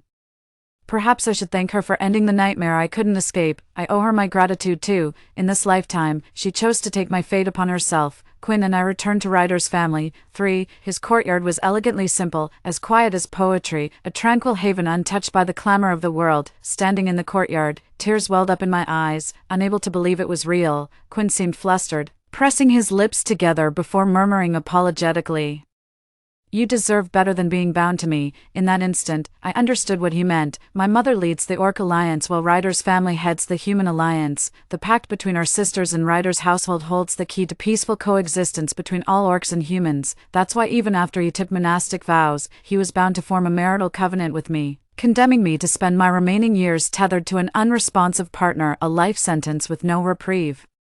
Yet I shook my head vehemently. I'm perfectly content, not the slightest grievance. Sunlight filtered through the leaves, bathing Quinn in a glow that felt both warm and divine, as I struggled to contain the bittersweet ache in my chest. With that devil Ryder gone, only the tranquil courtyard remained, and the one I loved. Nothing could be more perfect than this dreamlike moment. Quinn's eyes crinkled with a smile. "As long as you're happy." He handed me a card, the highest-tier banking credential issued by the Human Alliance. As I looked at him puzzled, Quinn's eyes softened with tender affection. "Buy whatever you fancy, come back when you need more." My fingers trembled around the card. Before I could speak, hot tears spilled down unchecked. "No one has treated me this kindly since my father passed away." As I lowered my gaze, slender jade-like fingers brushed my forehead, while a gentle, amused voice whispered by my ear, "So you're a little crybaby." 7 days later would be the grand occasion of sealing our covenant, for the ceremony not only invited countless media outlets and journalists, but was also live-streamed globally, capturing the world's attention. When Juno and Ryder made their entrance, they instantly became the center of attention. Juno dazzled in a sweeping crimson gown, accentuated by striking pear-shaped diamond earrings that radiated brilliance and elegance. Standing beside Ryder in his burgundy velvet suit, the couple epitomized sophistication, a perfect match of grace and refinement. Taking in Quinn's and my simple attire, Juno curled her lips in a disdainful smirk. "Darling, it's been days, you're looking positively destitute. Shall big sister lend you a helping hand?" I replied calmly, "Thanks for your concern, but I'm doing just fine." Juno scoffed, about to retort when Quinn quietly slipped her hand into mine. He cast a fleeting glance at Juno before fixing his cold, commanding gaze on Ryder. "Keep your beastkin in check." Quinn and Ryder are cousins, with Ryder's father Theo currently heading the household. During Theo's early power struggles, his subordinates acted without orders and caused Quinn's parents' deaths, a guilt that made Theo indulge Quinn's every whim. That's why even the unruliest Ryder wouldn't dare cross Quinn lightly. Ryder's expression stiffened momentarily, a flash of anger crossing his eyes before he shot Juno an icy glare. Juno instinctively took a step back, her gaze burning with jealousy at our intertwined hands, yet she dared not utter another word. The covenant ceremony commenced without delay. Juno was the first to ascend the platform, clinging to Ryder's arm. I instinctively reached for Juno's arm, only to be violently shaken off. Left with nothing but her seething contempt, I sighed quietly, fully aware of my powerlessness yet unable to resist meddling where I didn't belong. "Serves me right for asking for humiliation." As the ceremony proceeded, hearing the platform's oppressive restrictions imposed on beast folk, my body began trembling uncontrollably. Orcs are bound for life, forbidden to break the contract, attack their masters, or disobey any command. They must pledge undying loyalty and devotion to their bonded human, dubbed a companion contract.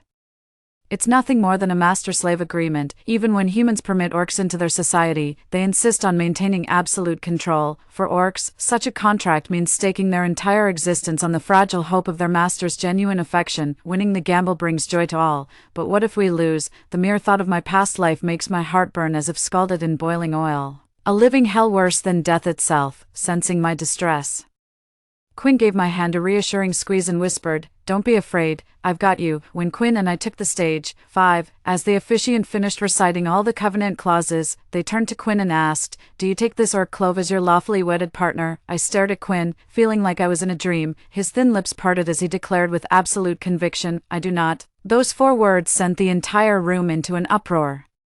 My body swayed as a deafening buzz filled my ears, my entire being plunged into an icy abyss of piercing cold. "He said." He refused. Amidst my stunned bewilderment and the surrounding chaos, Quinn grasped my rigid hand and raised it high. "I refuse to bind Clove with a marital contract. I only wish to stand as her equal, with mutual respect, care, and equal footing. We vow never to harm each other. Either may dissolve this bond, yet choose to walk side by side."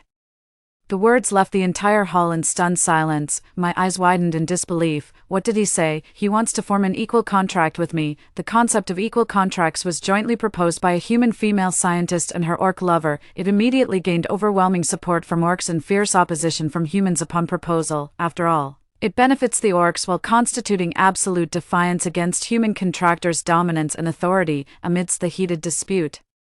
The two major alliances jointly resolved, the contract proposal shall be adopted under principles of fairness and justice, strictly respecting the will of contracting parties. Participation remains entirely voluntary. To this day, only that female scientist has established an equal pact with the orcs. No other humans were willing whatsoever. Is Quinn out of his mind? The previously silent assembly erupted in chaos, with every human dignitary present casting disapproving glances at Quinn.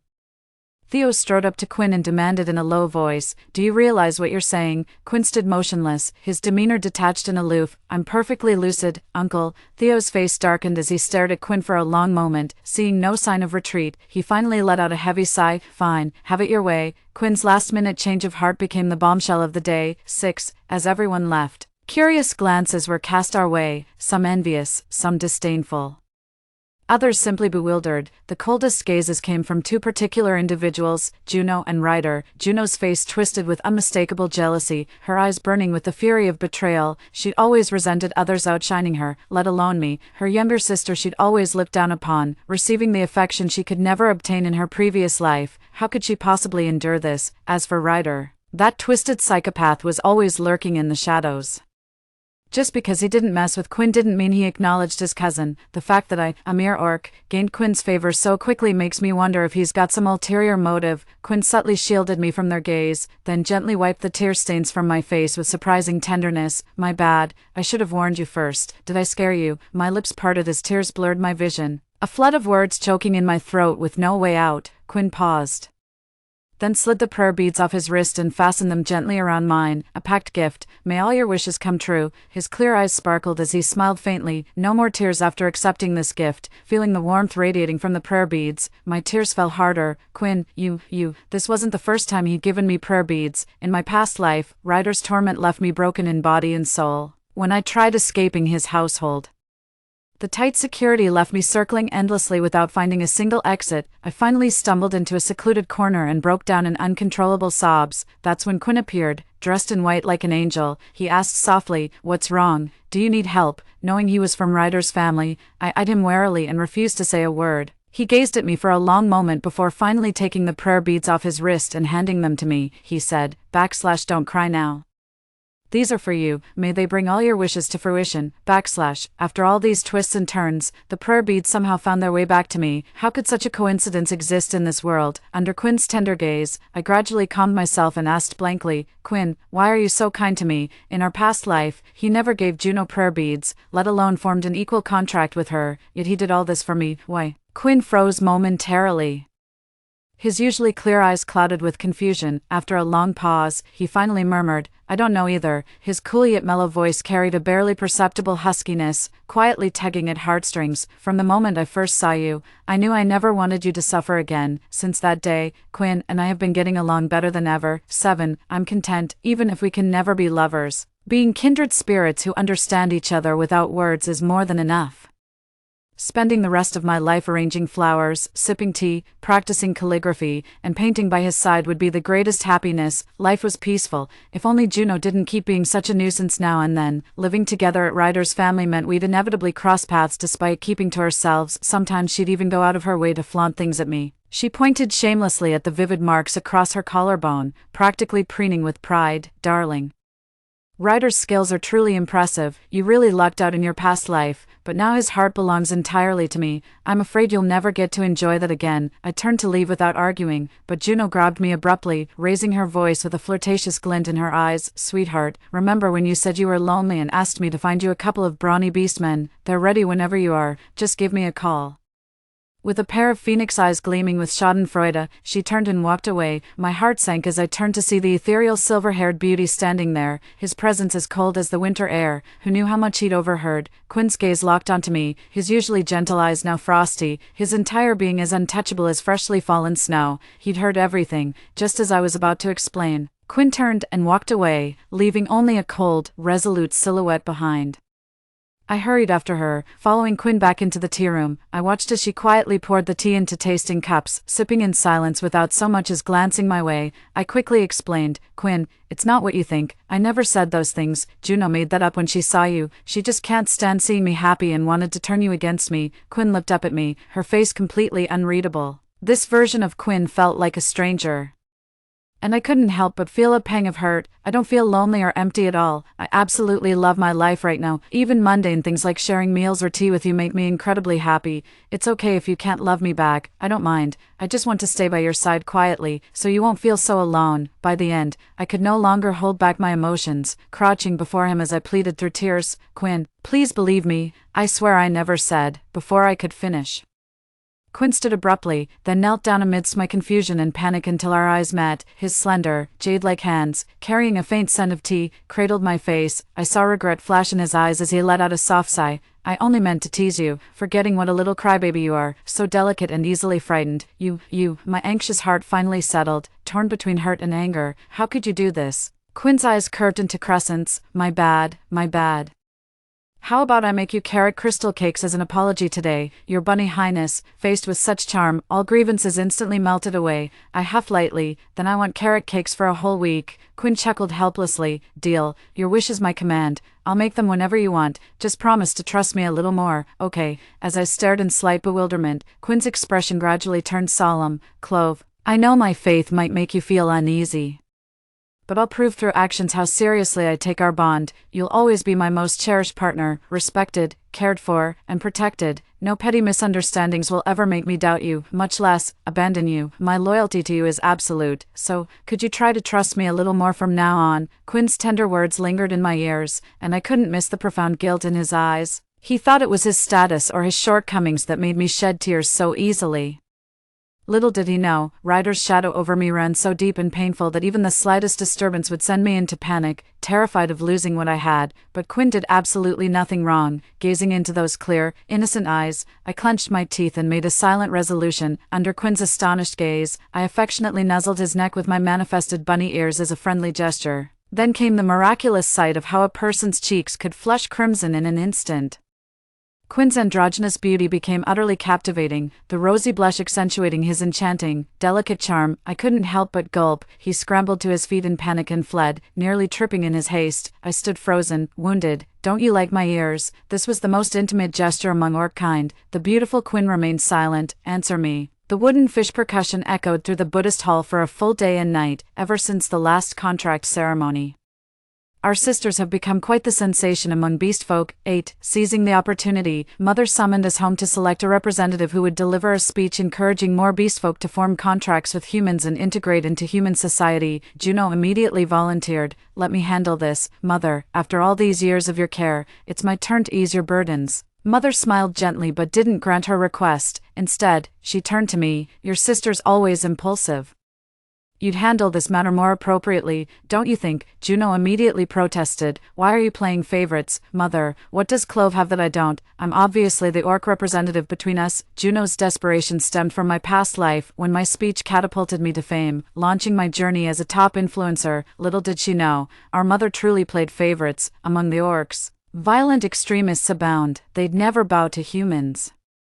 Sending such representatives would be painting targets on their backs. Mother couldn't bear to expose Juno to such peril, so she used me as the more suitable excuse. This was a truth I only grasped in my past life after surviving multiple assassination attempts. No matter what anyone said, Juno simply wouldn't pass up this chance for fame. After much wheedling and pestering, Mother finally relented, tripling her security detail. As I was leaving, I handed Aunt Mist, our longtime housekeeper, a specially packed box of pastries. She beamed and thanked me in sign language. Juno saw this and violently shoved Aunt Mist aside, sending the pastries scattering across the floor. She scoffed. "Clove, you're utterly pathetic, hobnobbing with servants all day. Don't you dare call yourself my sister in public," I countered calmly. "Our servant's not human. Aunt Mist has cared for us all these years. Have you no basic decency toward her?" A mocking smile flickered in Juno's eyes. "Learn to talk back after just days apart. What, picking up slick phrases from monks now? Pity, all bark and no bite. You're doomed to widowhood for life." I picked up the fallen pastry and placed it back properly, then turned to face Juno. Everyone knows Ryder is a bloodthirsty brute who kills without batting an eye. Sister, do you really think serving such a master will end better for you than it did for me? Juno sneered. I know you're just jealous that I've got power, wealth, and love while you've got nothing. Pathetic loser. Clove, your destiny is to grovel beneath my feet while I rise to glory. That's your fate. From that day on, Juno delivered multiple speeches arranged by her mother. 9. She plagiarized my previous life speech script, heart-wrenching and sensational, gaining hordes of orc fans, which Ryder leveraged to launch her into showbiz. She quickly became a household name, with every move drawing frenzied adoration from fans. Juno naturally became the face of multiple brands, aggressively promoting products regardless of quality. Money was the only deciding factor. In my past life as a top celebrity, such endorsement offers were endless. But I refused to exploit my fans' trust. I meticulously vetted every endorsement deal, never signing contracts for products I didn't believe in, even under Ryder's coercion. Even as a little rabbit, I want to live with a clear conscience, but Juno's been selfish since childhood, heartless and money-driven, accepting every endorsement without a second thought for her fans' well-being. She fails to understand that public favor can make or break you, as a public figure. Her reckless disregard for reputation will inevitably backfire. Sure enough, within 3 months, I saw the news about her being attacked by orc fans. As sisters living under the same roof at Ryder's family, it's only right for me to visit, otherwise Mom would definitely scold me again. Spotting me, Juno snapped from her bed, a weasel giving New Year's greetings to a chicken. Don't pretend you mean well. Don't think I don't know you're here to laugh at me, Clove, let me tell you. I'm perfectly fine. Stop bothering me unless you've got actual business, I said coolly, with that loud voice. You clearly aren't seriously hurt. At least I can report back to Mother now. Juno sneered. Can't even bother pretending when Mother's not around. I'm still your blood sister. I poured a glass of warm water and placed it by Juno's bedside. Would you actually appreciate my concern, sister? The drawn-out sister carried unmistakable sarcasm. Juno flew into a rage, knocking over the glass with a sweep of her hand. You bitch, you're doing this on purpose to piss me off. Get the hell out. I never want to see you again. Don't you dare set foot in our yard anymore, or you'll regret it. When Juno reached out, I caught sight of faint bloodstains on her arm that hadn't been visible while she was still. A chill ran down my spine. That mark, I'd recognize it anywhere. Ryder owns an exquisite gem-encrusted dagger. His favorite pastime is restraining people to carve intricate patterns into their skin, wounds that heal without leaving scars. The first time he carved me was 3 months after my rise to fame, all because I turned down his endorsement deal. For Juno to bear the same scar at the exact same career milestone, this can't be coincidence. Noticing my gaze, Juno hurled the cushion behind her at me with force. What are you staring at? Get the hell out. I averted my searching eyes and turned to leave. Pausing at the doorway, I couldn't help adding softly, I know you don't trust me, but if Ryder ever mistreats you, tell Mother. Deep down, she still cares for you. In the following days, products endorsed by Juno kept getting exposed for scandals one after another. 10. This sparked massive backlash from her fans. The fallout didn't just affect her, it also tarnished the reputation of Ryder's family and her mother. Just as I was wondering how Mother would handle this situation, I received a video from our housekeeper, Aunt Mist. It was secretly filmed through a door crack. In the video, the mother is seen scolding Juno. I told you not to take on everything. Look what happened now. And I have to clean up your mess. Juno stood by, crying bitterly. It was all Ryder's doing. Not only did he carve patterns into my skin with a knife, but he also drugged me and delivered me to another man's bed. When I resisted, he blackmailed me with those videos. What choice did I have?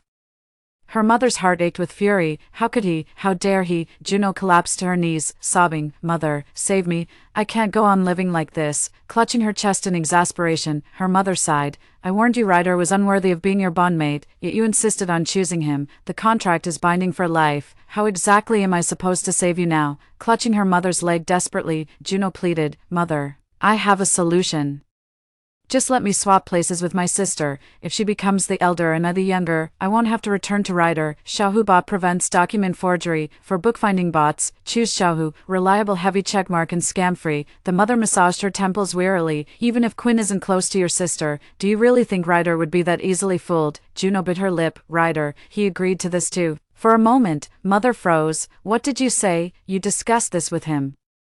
Juno's eyes darted away as she sobbed. It was his idea. I'd never dream of making my sister suffer for me, no matter how desperate I was. But Mother, Ryder said, if we don't agree to give him my sister, he'll torture me to death. Watching Juno theatrically shift the blame onto Ryder, I couldn't help but sneer. In our past life, she'd similarly begged Mother with crocodile tears to swap our identities, only to be refused. Given a second chance. She still schemes against me instead of saving herself. Pathetic. With that thought, I set my phone aside, deciding to visit Mother instead. My mother's voice came through the phone. In that case, let's discuss how you and Clove will make the exchange. I stood frozen in place, unable to believe what I'd just heard. Did Mother actually agree? In our past life, no matter how desperately Juno begged or even threatened suicide, Mother never relented. That's why Juno resorted to poisoning me. So even when Mother clearly favored my sister, I still cherished that faint warmth she showed me. At least this once, I didn't yield to my sister, did I? But why did Mother agree without hesitation this time? As I kept thinking, something suddenly clicked in my mind. I burst into laughter, tears streaming down my face. Perhaps in my past life, I had already poured out my suffering to Mother. That's why she couldn't bear to let Juno take my place in this living hell, knowing full well what it meant. But in this life, with my happiness and security assured, Mother agreed without hesitation. So all along, she never truly forgave me. Before I knew it, Quinn had appeared by my side. He frowned and asked, "Why are you crying again? Who upset you?" 11. Without answering, I began speaking to myself. You know, I was the one who killed my father when I was 6. My toy ball rolled into the street. As I went to retrieve it, a speeding car came straight at me. My father shielded me with his life, but he never made it out of that day. By the end, I was choking back sobs. That's why Mother resents me. She never forgave me. What about Father? Does he blame me too, for getting him killed? Would he never forgive me either? Quinn gazed at me serenely. Life and death follow karma's design. Release delusion, and the heart finds peace. I froze at those words, forcing a bitter smile. Right, you've already renounced worldly affairs. Why am I even telling you this? Quinn brushed away the tears at my temples. Even having renounced worldly ties, I know for certain he'd never blame you. I stared in disbelief. Why? Quinn's gaze remained liquid, soft yet unwavering as it held mine. You were the one your father protected with his life. He chose to risk everything to save you. How could he ever blame you for his own decision? He loved you so deeply, he'd want you to thrive, not spend your life drowning in guilt over his death. My lips trembled as the weight I'd carried for years suddenly lifted. True, Father always cherished me most. If his spirit watches over me, is this really what he'd want to see? If Father could see everything I've been through, it would break his heart, wouldn't it? Had he still been here, he'd never have let me marry that bastard Ryder. And he certainly wouldn't have forced me to endure that monster's abuse just to maintain peace between our clans. Tears streamed down my face before I realized it. Father, I whispered, I miss you so much. The next instant, darkness swallowed my vision as I collapsed into someone's icy embrace. The faint scent of sandalwood filled the air as his cool hands awkwardly patted my back, whispering softly, "Does this feel better?" Our bodies pressed flush together. His warm breath tickling my ear, intimate and electrifying. My mind went completely blank, yet the instigator remained blissfully unaware. From now on, I'll protect you in your father's stead. No one will ever bully you again. Is that acceptable, Lord Bunny? Lord Bunny felt blood rushing to his head, losing control as his true form emerged in an instant. Then I felt the cool embrace suddenly turn rigid, frozen in time without the slightest movement, after a prolonged standoff. I finally couldn't resist looking up. The silver-haired beauty's eyes brimmed with flustered panic, a bashful blush spreading from cheeks down the neck, even tinting the very tips of their ears, crimson enough to draw blood. A sudden whimsical thought surfaced. Quinn, are you actually blushing? The silver-haired beauty froze, as if suddenly finding her way home. She released her grip and hurried away, left alone. I watched her retreating figure through tearful laughter, murmuring, "My fair Quinn.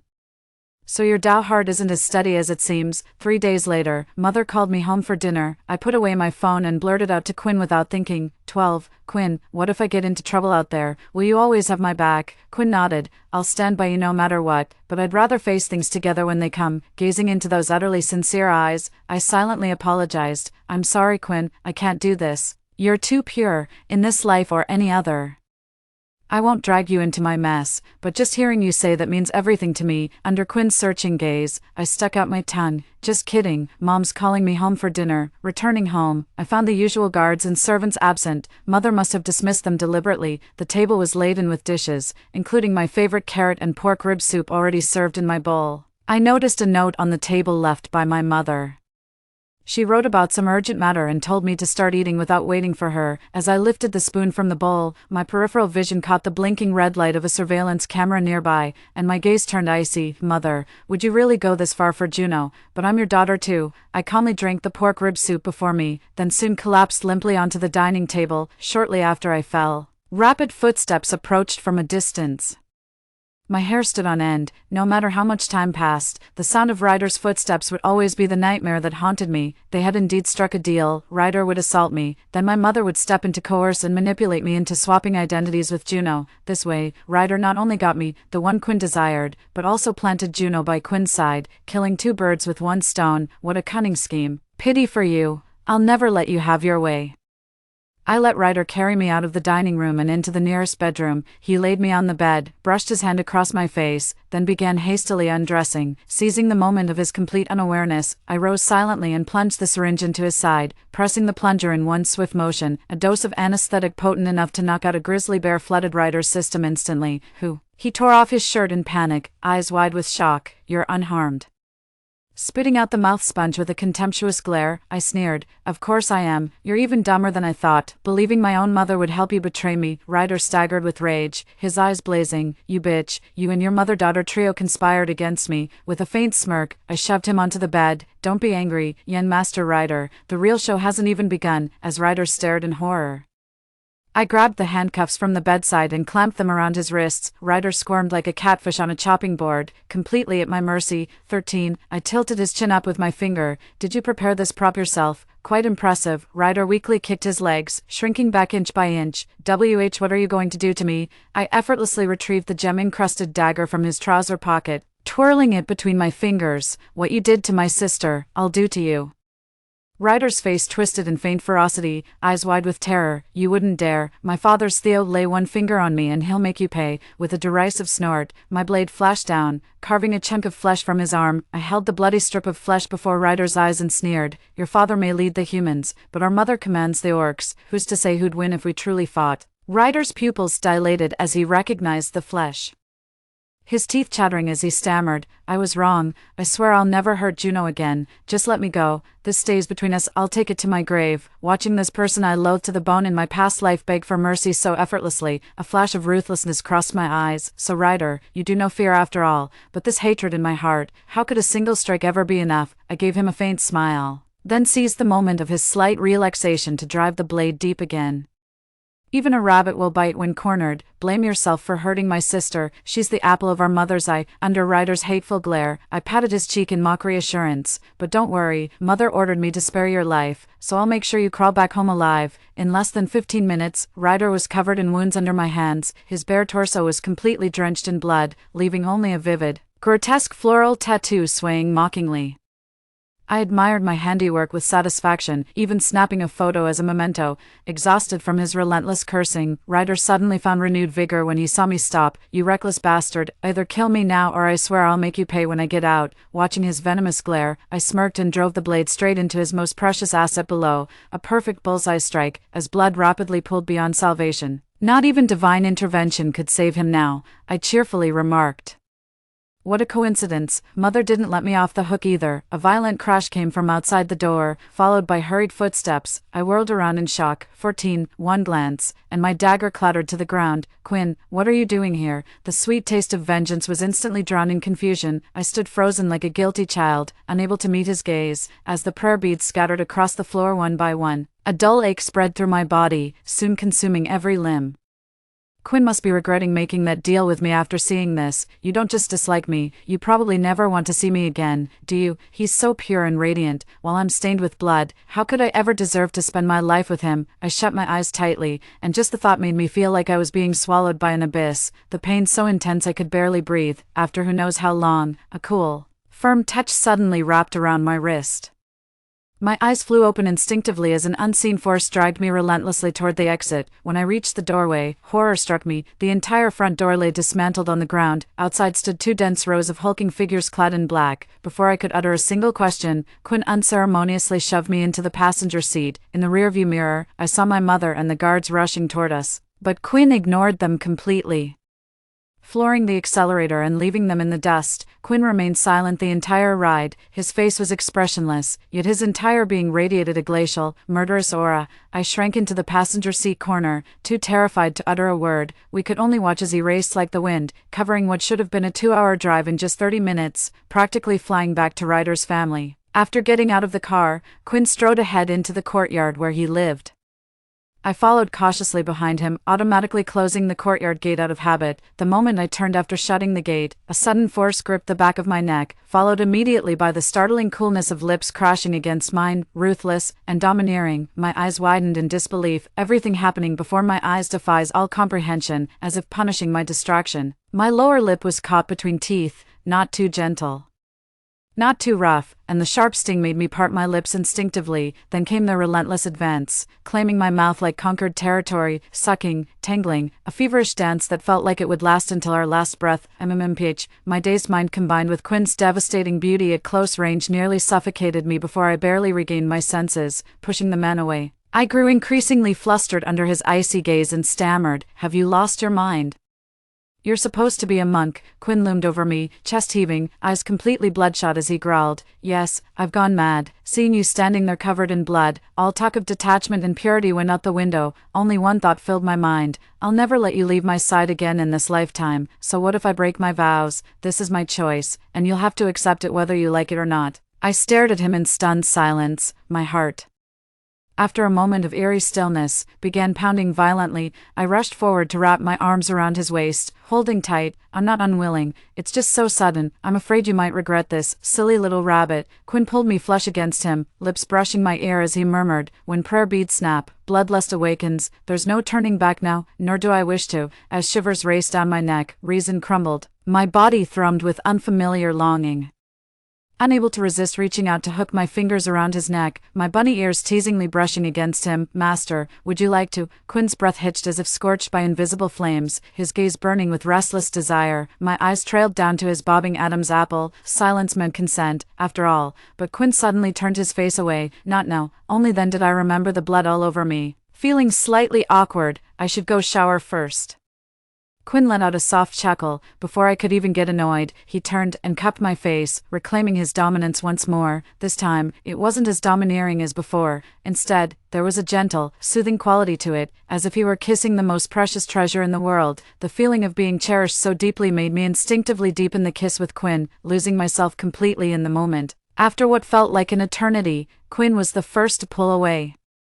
Through my dazed vision, I saw his gaze, tender yet solemn. "We humans have a tradition. If a man wishes to unite with the woman he loves, he should at least offer her a grand wedding first," I murmured in protest. "We beast folk don't stand on ceremony." Quinn pulled me into his arms, bending down to whisper, "Patience, little rabbit, I won't keep you waiting long." After that day, Quinn went to see Theo. I never learned what they discussed, only that Quinn returned completely transformed, his long hair gone forever. 15, Ryder vanished without a trace, and neither my mother nor Juno ever reached out to me again, yet I couldn't shake the feeling that our twisted fate was far from over. Soon after, multiple mutilated bodies of young beastkin girls were discovered in the outskirts, their lower bodies torn apart and flesh carved with horrific knife wounds.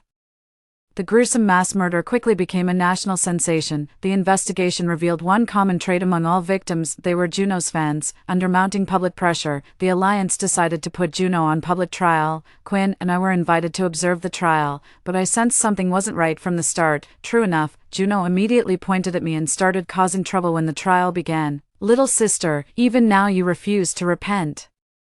Do you think my life offered an atonement would spare you the torment of conscience?" The courtroom erupted in murmurs, dozens of scrutinizing eyes burning into my face. The magistrate pressed urgently, "Are you implying Clove's involvement in this matter?" Juno gave a hesitant nod, then shook her head, her lips parted as if words stuck in her throat. My mother immediately scolded me, "You ungrateful girl. Get down from there this instant." Quinn and I locked eyes. Then hand in hand we stepped onto the tribunal platform, standing directly opposite Juno. "Tigerbot anti-piracy solution. Choose Tigerbot for document authentication. Reliable service Noscomshire." Under the watchful eyes of the crowd, Juno set aside her resentment and began recounting her ordeal between sobs. "Ever since I chose my bonded mate, my younger sister kept saying how envious she was. She wanted to be a superstar too, to grow old lovingly with her own chosen partner. So she imprisoned me, stole my identity. Not only did she recklessly take endorsement deals, she even grew jealous of fans, beastfolk girls prettier than her, luring them out to murder them in cold blood. When I finally escaped, I never imagined it was all my sister's scheme to frame me for her crimes." Juno broke down completely by the end, pleading through tears, "Little sister, you must stop this madness." The crowd widened their eyes in shock at this unexpected twist.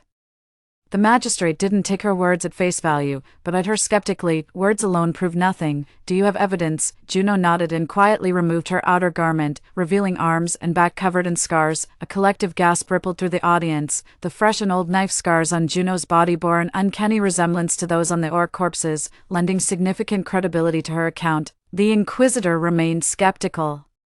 Those scars don't conclusively prove Clove was the perpetrator. I have witnesses. Juno bit her lip. My bondmaster recently discovered my sister had impersonated me. She was similarly attacked and remains in intensive care, and my sister's patron, knowing full well what happened, still shielded her. How dare he claim to be a Buddhist? As she spoke, Juno presented Ryder's medical report along with surveillance footage showing Ryder embracing me in the restaurant, followed by me, covered in blood, being taken away by Quinn while Ryder was carried out on a stretcher. At this point, the evidence is irrefutable. The crowd's accusatory stares pierced Quinn and me like knives, their expressions practically screaming they wanted to tear us limb from limb. I just scoffed. Mother, don't you have anything to say about why Ryder was holding me? My mother stiffened at being addressed, then lamented with visible anguish. Clove, I know you've always been fiercely competitive since childhood, and your sister constantly yielded to you, but I never imagined you'd become this brazen. Not only did you imprison your own sister, you actually committed so many murders. Have you no shame for betraying my teachings? I truly regret ever giving birth to you. With that, my mother bowed deeply before the tribunal. I am Clove's mother, but I am also the orc chieftain. These slain orc maidens were my children too,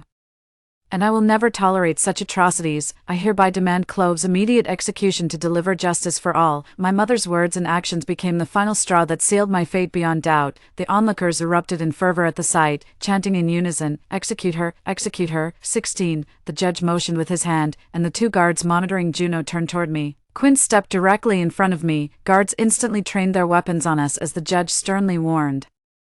Do not interfere with judicial proceedings. Quinn stood firm as a mountain, refusing to yield. I stepped up from behind him and calmly addressed the Inquisitor. After all they've said, don't I deserve to be heard too? Before the Inquisitor could respond, Juno urgently cried out, Little sister, stop this. If you truly repent, I'd willingly die in your place. What else would an elder sister do? Mother joined in scolding me. Clove, after all this you still refuse to repent.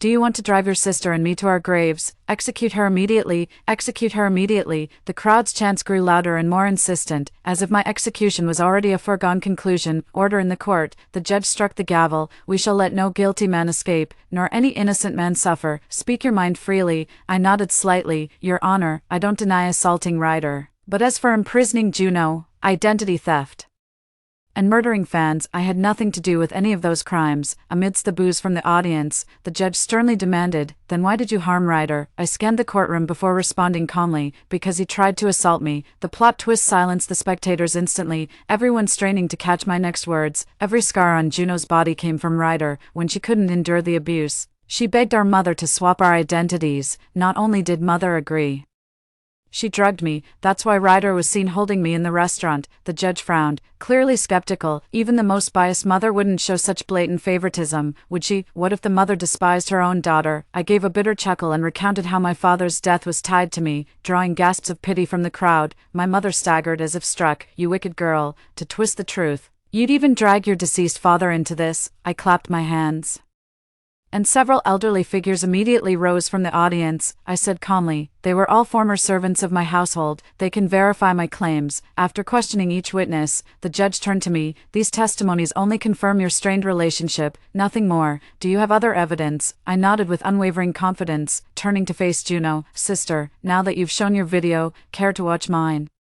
When I projected the video Aunt Mist had sent me onto the big screen, Mother collapsed instantly, while Juno went berserk trying to charge off the witness stand before being restrained by guards. 17. The truth became crystal clear. The investigation revealed that Ryder, traumatized by my actions, had descended into depravity and forced Juno to procure women for him, bound by her contract master's orders.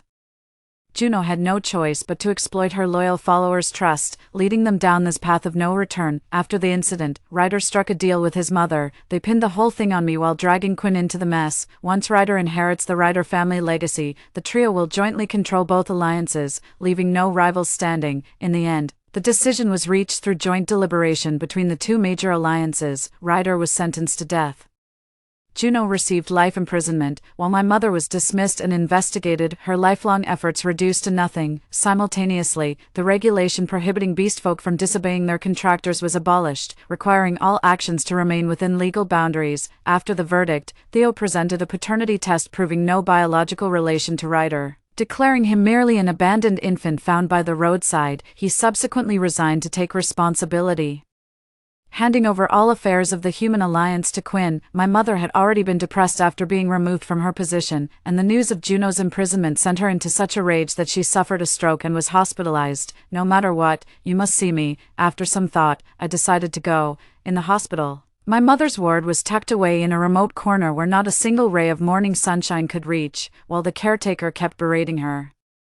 Seeing my once proud and dignified mother reduced to this state left me with a tumult of conflicting emotions. Instead of complaining, mother desperately clutched my hand with all her strength, gasping, "Save your sister." Under her pleading gaze, I broke free from her grasp with just a slight tug. Tucking the blanket gently around her, I said calmly, "Mother, do you know something? I used to loathe myself just like you do. Wished it had been me who died back then. But I've made peace with it now. Father gave his life for mine, not so I'd spend it drowning in regret, and certainly not for you to hurt me without restraint. That's why I won't save Juno, nor will I visit you again. This is our final goodbye. Take care of yourself." Mother's eyes flickered with rare confusion at my words, then hardened into their usual resentment. "Ungrateful, get out." Seeing not a trace of remorse in her even now, I resolved to give her one final gift. Leaning close, I whispered one sentence into her ear, then her entire body began convulsing violently, followed by a putrid stench. The caregiver couldn't help complaining. She wet herself again. "Your old lady sure keeps us on our toes." I turned and gave her a faint smile. "I'll transfer the caregiving fees on time. I'm counting on you from now on." Stepping out of the hospital, I checked my watch. Still early. I made a detour to the prison. 18. It had been ages since we last met. And Juno looked haggard, worse off than when she'd been with Ryder. Spotting me, Juno threw herself against the glass. "Sis, please, I'll never cross you again. Get me out of here." Juno's figure blurred with memories of our past life. She'd killed me, but her guilt surfaced just as quickly. Not only did I end up behind bars, but it also gave people ammunition to attack my mother. The twists of fate made me sigh. Even in this second life, Juno, you've still come to this. Juno froze for a moment before burying her face in her hands, sobbing, "I didn't want this. I never wanted this. Sis, you know how terrifying Ryder is, right? He forced me into this. I couldn't say no. I'm innocent." A sardonic smile curled at the corners of my lips. "If you're innocent, then there are no villains left in this world. I made a pact with Ryder too, yet I've never harmed anyone. Had you not been so greedy from the start, had you refused those shady endorsements, how could you have sunk this low? Even when Ryder tortured and pressured you, you could have turned to Mother and me. Instead, you were hellbent on making me your scapegoat. Now Mother's paralyzed in the hospital, and you're rotting behind bars for life. Happy now, Mother's paralyzed." Juno's face twisted with urgency. "Can she still get me out of here?" Watching my sister, the golden child mother doted on for lifetimes, show not an ounce of concern for her condition, obsessed only with her own predicament. A chill ran through me as I spat. "Give it up. Mother won't come to your rescue, not in this lifetime." Juno's eyes widened in disbelief. "Lies. Mother would never abandon me. What did you do to her? Did you sabotage my rescue? Clove, I'm warning you, let Mother go right now, or I swear I'll haunt you from beyond the grave." Under Juno's increasingly deranged gaze, I simply smiled. "I didn't do anything. I merely told her the truth about who deliberately threw my toy ball onto the street." Stepping out of the prison, a silver-haired beauty stood tall in the slanting sunlight. Her eyes were gentle and luminous, like a mountain moon that melts all worries away. 19. My lost heart suddenly found its compass. I dashed over joyfully and threw myself into her arms without ceremony. "You came." Quinn caught me steadily, his eyes glinting. "Something important came up. That's why I'm here." I took a deep breath. "Don't tell me the Alliance is in trouble again." Ever since the Orc Alliance's leadership became vacant, everyone unanimously elected that Orc who fell in love with the female scientist, who knew that guy would insist on appointing me as his assistant, claiming that since I'd also signed the Equality Pact, I should help more orcs. Since when do orcs talk like that? Absolutely outrageous. Quinn somehow talked me into it, and just like that, my peaceful days were gone. I've been running around nonstop ever since. I even had to squeeze in time for wedding dress fittings. Quinn chuckled and ruffled my hair. "Don't worry, even if the sky falls today, it won't interfere with our important business." I looked up at him. "What important business do we have?" Quinn said with complete seriousness. "Naturally, life's most important matter, getting married." "Oh, marriage, wait. Didn't we just have the wedding dress fitting the day before yesterday? What's the rush? That very night, the little bunny experienced firsthand just how impatient her destined partner truly was. This is truly urgent. On my wedding night, I had a dream. I dreamed of a handsome youth whose hair turned white overnight when his parents passed away, and how this youth blossomed into natural grace, yet remained alone in the prayer hall, serene, detached, and at peace with the world. His barren heart finally stirred when he encountered a weeping bunny beast. He gifted the prayer beads he'd carried for years to the creature. To his amusement and annoyance, the recipient didn't thank him but instead fled in panic, clutching the beads. From that moment, the little bunny beast occupied his thoughts. Knowing her timid nature, he found solace in just a distant glance, never daring to hope for more, until one day, the youth keenly noticed something off about the rabbit beast. That wasn't her usual gaze, so the youth cautiously probed his cousin, who happened to be the rabbit beast's contracted master, only to discover his cousin had known all along. Reveling in the thrill of absolute control, I lowered my gaze. Had fate not granted me a second chance, why would Juno be so attentive to me now? The investigation's outcome brought tears to the orphan boy's eyes for the first time. An inexplicable ache gripping his heart, he sensed his emotions spiraling out of control, even a murderous impulse surfacing, yet couldn't fathom its origin. 3 days of kneeling before the Buddha steadied his mind enough to deliver the killer to justice. He even went out of his way to make trouble for that incompetent mother rabbit, yet no matter what he did, a void remained in his heart, a gap no Buddhist scriptures could fill. Then one day, he set out alone for the sacred Buddha mountain revered by all, kneeling every 3 steps, bowing every 3 paces. He climbed 600 stone steps over 3 days and nights, all to seek an answer within. Neither storm nor injury could halt his advance. With unwavering devotion, he staggered forward step by step toward the finish line. At journey's end, no deity awaited, only a weepy, delicate bunny girl. The boy wasn't disappointed, but suddenly blushed and said, "You're too good for someone like me." End.